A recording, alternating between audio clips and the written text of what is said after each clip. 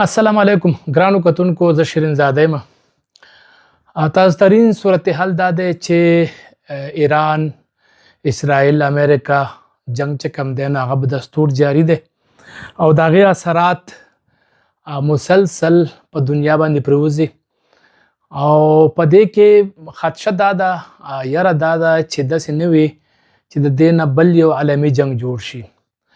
او عالمي جنگ سکه خو اسلامي جنگ ته جوړ نشي. یعنی مطلب دا دی ټول چاپېچل کې د ایران که وګورئ نو مسلمانان دي نو خلک په دې زیات تشویش کوي چې یاره دا جنگ اوس ودرې دی او ایران د طرف نه چې کوم حملې کیږي په سعودي عرب یا په اماراتو باندې د هغې موقف دا دی چې موږ د امریکې چې کوم دغه ځای بیسز دي هغه ټارګټ کوو. خو د دې باوجود تر اوسه پورې که موږ وګورو نو دغه اسلامي ملکونو ښه پوره د صبر او تحمل مظاهره کړې ده. دا یو بله خبره ده که موږ د دې خبرې نه انکار نشته چې یاره امریکا چې څه غواړي او د امریکې چې کم تعلق دی د سعودي عرب سره نو هغه د چا نه سپټ پناه نه دی، پخوانی تعلق دی ورسره او زیاتره د سیکیورټي چې څه انحصار دی نو هغه د امریکې په اسلحه باندې دی. خو د هغو د سنیټر بیان راغلی دی او هغه لکه دا خبره کوي چې سعودي عرب په دې جنګ کې ولې براه راست شرکت نه کوي. نو دلته کې ما چې کم ماهرین نن په ټویټر یا فیسبوک باندې او خاص کر بی بی سی باندې سټوري کړي دا په خپله باندې بی بی سی کړي دا هغه وایي چې یاره سعودي عرب په دې جنګ کې پکار چې براه راست شریک شي. د ماهرین لکه دا وایي ته کم چې په دې ټویټر باندې ما وکتل هغه دا وایي چې لکه د دې دا اثرات دي چې امریکا چې کم دی نو په دې جنګ کې لکه هغه کامیابي ونه موندله کومه چې د هغه توقع وه چې هغه به اسرائیل او دغه دواړه حاصل کړي یعنی امریکا. نو اوس ځکه هغه لکه دا نور ملکونه پکې انوالو کوي چې یاره دا جنګ چې کم دی نو دا دغه شي د دې سره پکې هم کومک وکړي. خو په دې کې لکه چې کله دا بی بی سی دا سټوري کړې ده چې په دې کې هغه وضاحت کړی دی چې دا امریکا اسرائیل کشیدگی شروع کرنے میں سعودی عرب کا کوئی کردار نہیں. یعنی د امریکې او د اسرائیل او د ایران چې کومه کشیدګي وه په هغې کې دغه چې کوم دی د سعودي عرب څه کردار نه و. دا خو لکه مطلب دا دی په خپل طبیعت باندې یو حمله کړې ده او هغې لکه مطلب دا دی ټارګټ کړی دی. اوس موږ د خپلې دفاع دپاره خو دلته کې دغه کوو لکه د ایران میزایل او ډرون چې کوم دی هغه رارتوو خو براه راست په دې جنګ کې حصه نه الو. خو داسې لګي چې که نن دی او که سبا دی خو کیدی شي چې مطلب دا دی داسې حالات جوړ شي چې یاره سعودي عرب هم دې جنګ ته راودانګي، ترکیه هم راودانګي او داسې دغه هم راودانګي. نو زما په خپل خیال چې دا به یو ډېر خرابه خبره وشي. د هغې سره به دا وشي چې یو خو به دا جنګ ډېر اوږد شي، بل دا دی چې بیا به ایران چې کوم دی که هغه د دې مقابله وکړه خو یو ټیک ته مطلب دا دی په دې باندې بیا واپسي حملې کوي. خو که دا یې ونه کړه او د کامیاب شو نو ایران به چې کوم دی هلته هغه چې کوم دی حکومت چینج کول غواړي نو په هغه کې بیا د خامخا کامیابېږي. خو بهرحال دا خلک چې کوم دي عوام رایه چې کوم ده په دې ټویټر د بی بی سی راغستې ده که تاسو دا سټوري وګورئ نو خلکو دا رایه ورکړې ده چې دا د ایران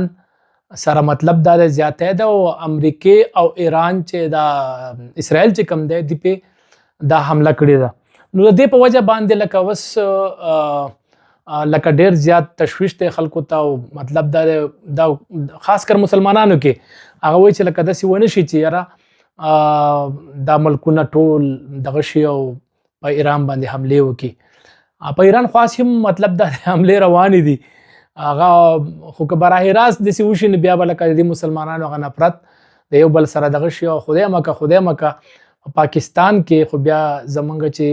شیعه مسلک سره چې کوم دغه دی نو هغه هم ډېر زیات دي. دلته بیا احتجاجي مظاهرې او بیا به موږ ته هم مشکلات جوړیږي. اصل کې خبره دا ده چې د کم چې د شیعه مسلک خلک دي د هغو د ایران سره براه راست مطلع همدردي ده او زه خو په دې کې دا وایم چې د عام مسلمانانو سره هم همدردي ده چې څوک هم نه غواړي زمونږ که تاسو وګورئ وزیر اعظم شهباز شریف هم بله ورځ په خپل خطاب کې چې کوم دی نو په ایران چې کوم حمله شوې ده نو د هغې مذمت کړی دی او د هغې سره سره په سعودي عرب باندې چې کومې حملې کېږي یا په بحرین باندې یا په کویت باندې